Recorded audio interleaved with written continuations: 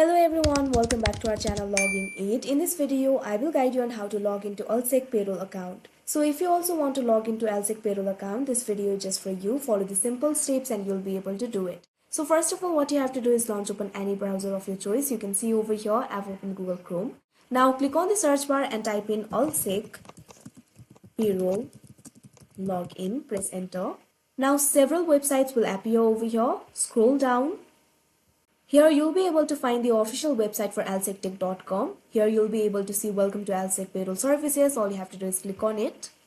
Now you can see over here you'll be led to this kind of interface. From here you'll be able to log into your account. All you have to do is provide your login ID and provide your password. After that you'll be able to log into your account. If you do not have an account, what you can do is click on the option new user, and after that you'll be able to create an account for yourself. Now go ahead and provide your credentials. First of all, enter your login ID. After that, provide your password. Keep in mind that the password is case sensitive. If you have forgotten your password, click on the option forgot your password, and after that you'll be able to reset it. But if you have provided the correct credentials, go ahead and click on the option login, and after that you'll be logged into your account.